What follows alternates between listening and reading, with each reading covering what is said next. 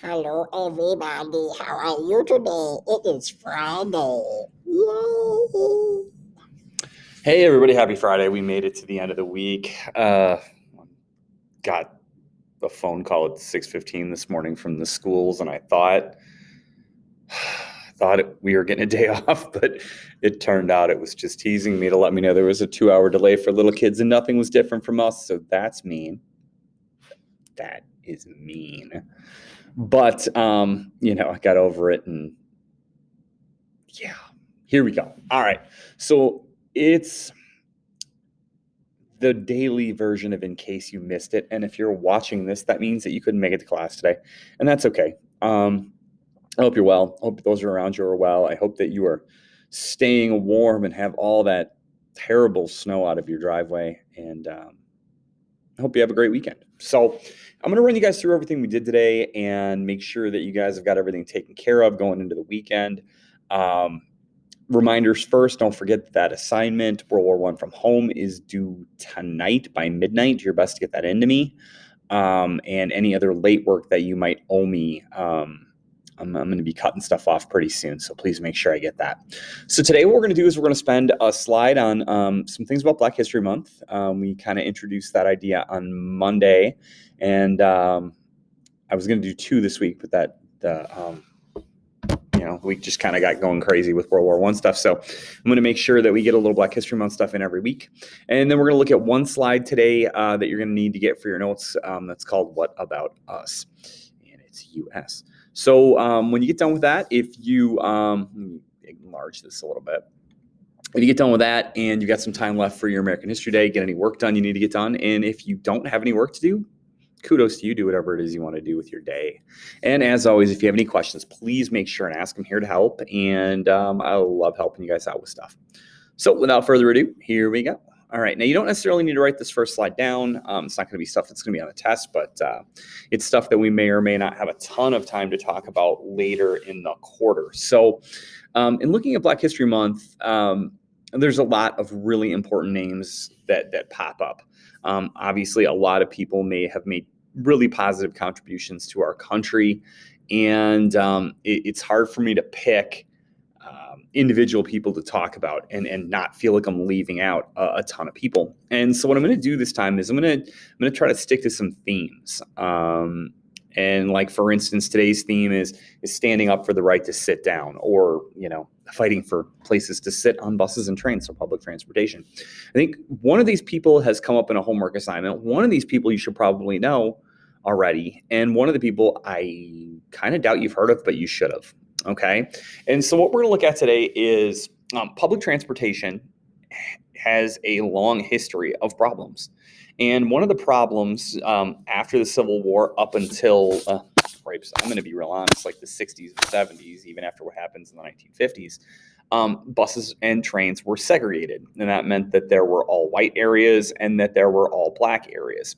Now, one of the major issues is that obviously the black areas were not considered to be the best seating, but also that if the white areas filled up, the all black areas would be pushed further back. And so if you were sitting in the all black area, but the white area was full and a new white passenger got on the train or bus, that all black area would become smaller. Sometimes they wouldn't just open up one seat. They would have to open up a whole row because white people wouldn't want to sit in a row with black people.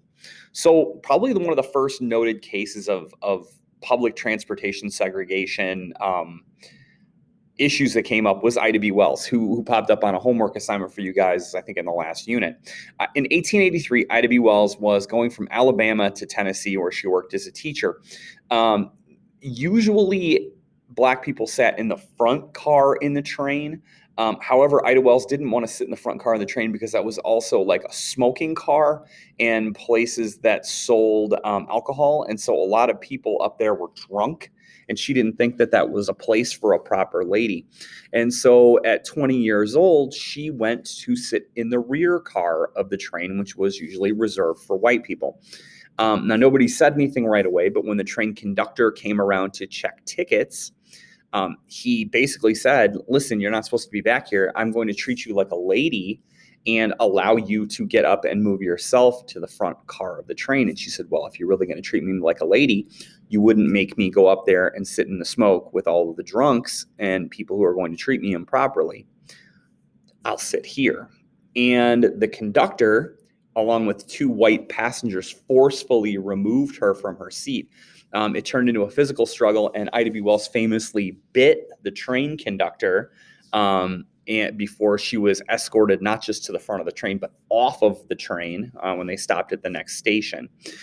She sued the train company and won an award of $500 for being physically assaulted on the train. Her dress was so torn that one of her sleeves was completely off. That was how forcibly they had to move her to get her out of there. But it was appealed, and it went all the way to the Tennessee State Supreme Court, where the case was thrown out. And Miss Wells was told she needed to refund the $500 to the train company. Didn't get a ton of national buzz because back then things really operated out of local newspapers. So if you lived in New York or Wisconsin, you didn't know what happened to Miss Wells. We jump ahead about 70 years, and we get to the name that a lot of you guys have never heard, and that name is Claudette Colvin. In March of 1955, 9 months before Rosa Parks, Claudette Colvin was a 15-year-old girl coming home from a long day at her segregated high school. She sat down in the all-black section toward the front of the all-black section. The white section quickly filled.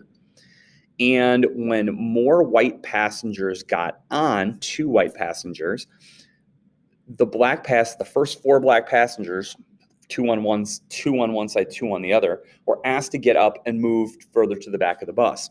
Now, the deal was if the back of the bus wasn't full, they could sit in those seats. But if the back of the bus was full, they would have to stand in the aisle. Claudette Colvin refused to get up. The other 3 passengers all got up. Rather than making a big deal at that time, the bus driver told the 2 white passengers to sit on one side of the aisle, and Colvin sat in the other. At the next stop, a pregnant black woman got on, and she sat down next to Colvin. At the next stop, more white people got on board, and the bus driver came back. The pregnant woman refused to get up at first, as well as Claudette Colvin. And eventually, a black man toward the back of the bus said that he would stand and provide seats for Miss Colvin and for the pregnant woman. The pregnant woman said, sure, and she moved to the back of the bus, but Claudette Colvin refused to get up. And then she was also forcibly removed from the bus. Again, this did not get big press coverage. And about the time that it started to get press coverage was about the time that Rosa Parks was starting to hit the national news. Claudette Colvin's mom said, let Rosa fight this battle. She's more well-known. You're just a kid. And so Claudette Colvin I'm not going to say she disappears into history because obviously we're talking about her today, but she's not as well-known as she probably should be. Then 9 months later, on December 1st, 1955, Rosa Parks is put in a similar situation. She refuses to give up her seat. The white bus driver has her removed. She's arrested, booked, is issued tickets.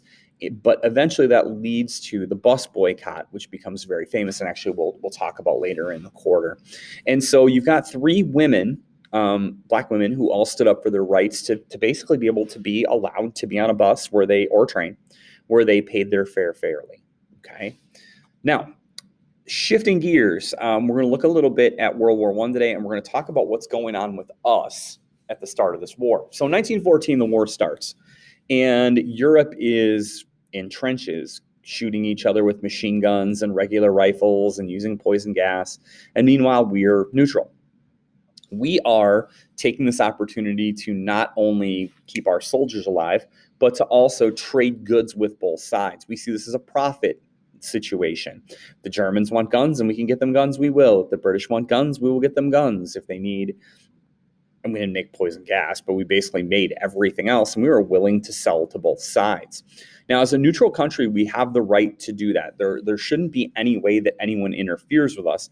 However, both sides, the Allies and the Central Powers, start to use blockades to stop us from getting to where we need to get to. Now, if you're not familiar with that term, a blockade is exactly what it sounds like.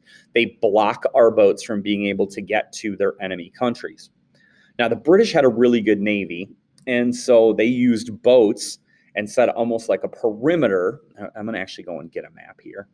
Okay. They almost set up a perimeter over here with boats, and an American boat would come to deliver weapons or goods to Germany, or if we came this way to deliver goods to Austria-Hungary, our boats were stopped, they were searched, and either all war goods were taken off the boat, like stolen off the boat, or the boat was seized. Now, obviously, we didn't like this because it violated our neutral rights. Our businesses weren't making the money that we thought they should be allowed to make. Now, not all boats got caught. A lot of boats got through. The Germans, on the other hand, had to blockade a much bigger area. The German Navy wasn't strong. And so they used U-boats or submarines as part of their blockades. Now, submarines have a problem. And so in a lot of cases, the submarines would attempt to would surface and try to stop the boats from going. But usually what would happen then is they would make the U.S. sailors get off, or not U.S. sailors, the businessmen, they're not U.S. Navy, but they're Americans, get off the boats in their lifeboats, and then they would torpedo the ship and it would sink. If the ship resisted, they would torpedo the ship and it would sink with the American goods and the American business people or sailors on board. Now, obviously, we have a problem with both of these things. They're both violating our neutral rights.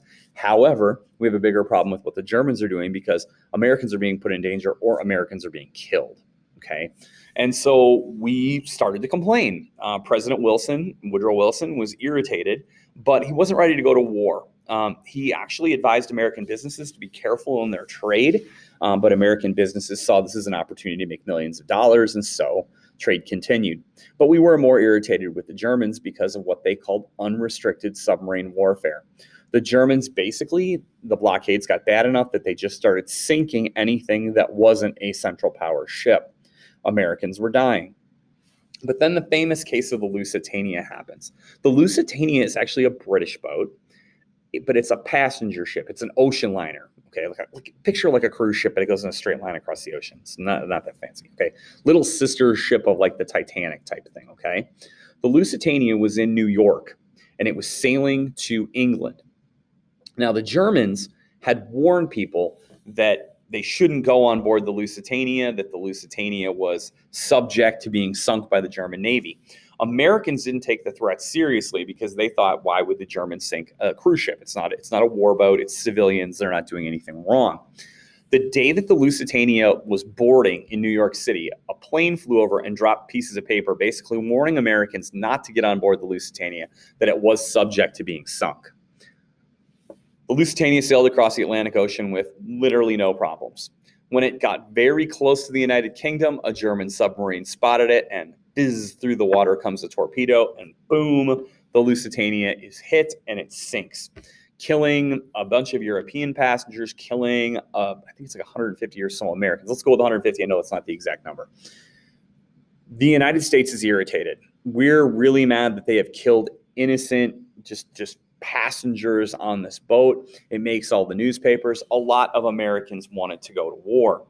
Now, there's an interesting little fact about the Lusitania, though. It turns out that the Lusitania, in its cargo holds, was secretly smuggling weapons from the United States to Europe, to England. And so the Germans had said they were going to sink anything that had weapons on board, and they did. But we still didn't like the fact that they sunk a boat full of that had a lot of Americans on it. The Germans kept sinking boats. Eventually, they sunk a boat called the Sussex, which was an American merchant boat, American businessmen, sailors on board, and a number of sailors died. Woodrow Wilson looked at Germany and said, basically, listen, that's the last straw. We can't have this anymore. You can't be sinking our ships. And so Germany agreed to something called the Sussex Pledge. The Sussex Pledge basically said that what they were going to do is if they saw an American boat, they would surface, warn the American sailors, give them an amount of time. Hey, Americans, you have 10 minutes to get off your boat, and then we are going to come aboard, take weapons, and then we're going to sink it. And they'd lifeboats, and they'd radio it in. We went, not great, but we'll take it. Okay. Now, the problem was, okay, you see that thing over my shoulder right there? That's an American flag. You can buy those just about any place. And so what started happening is some European countries like England and France started flying American flags on their boats. And when the German submarine would come to the top and go, hi, Americans, the Allies would take their big deck guns and boom. Now, I don't know if you guys realize this, but a submarine with a hole in it is like a brick. It sinks real fast. And when it gets deeper and deeper down under the pressure, it squeezes like a pop can, and so does your body. Your eyes explode, your eardrums explode. You're done for. You get something called the bends. Little oxygen bubbles form in your blood. Has to be terrible. But it's not just the Allies. Some American businessmen go, well, if you're going to sink our boat full of millions of dollars of stuff, we're just going to mount a gun on our boat too. And they put the lifeboat over it. And so when the Germans pop up and go, hi, Americans, we go, hi, Germans, just give us a minute. We got to get the lifeboats ready. Flip the lifeboat over and boom. So now we've got American businessmen, merchant ships shooting at German submarines and oftentimes sinking them. And so the Germans figure out that they can't honor the Sussex Pledge, and they go back to unrestricted submarine warfare. Woodrow Wilson's mad, but still not ready to go to war. Then the Zimmerman Telegram happens. The Zimmerman Telegram is named after a British politician, and German politician. That's kind of a big deal. German politician. That German politician sends a telegram to Mexico, basically saying, hey, Mexico, if you attack the United States and keep them busy in a war with you while we're winning in Europe, once we're done, we'll come over and help you, and we'll give you back territory in the United States. It's basically just an attempt to keep us out of World War I and keep us busy over here, okay? Well, the British intercept the telegram and send it to us. We also intercept the telegram. Woodrow Wilson makes the decision to publish the Zimmerman Telegraph in American newspapers. And so Americans go, that's it. Not too long after that, a few more American ships get sunk. And on April 2nd, 1917, Woodrow Wilson and the United States declare war on the Central Powers. And we are officially in World War I. Now, one important thing to mention, and I said a meanwhile in Russia down at the bottom. There's a royal family in Russia. They have a lot of problems. I'm not going to go into probably all the problems I talked about in class here, because some of that's going to be time allowed in class today. But there's a revolution in Russia. The communists overthrow the royal family. Mr. Braun will talk about this in world history next year. Overthrow the Romanov family. And basically, as part of Russia becoming the Soviet Union agrees to a peace treaty with the Central Powers and removes itself from World War I. The royal family is killed, gorily, all right? But that basically allows Germany to only have to fight, instead of fighting on the Eastern Front and the Western Front, now they only have to fight on the Western Front. They can take all of their soldiers and push them this way, okay? Now, that's a lot in one day. I apologize if I went too quick. If you have any questions, please let me know. And on a last note, have a great weekend, guys. Bye-bye.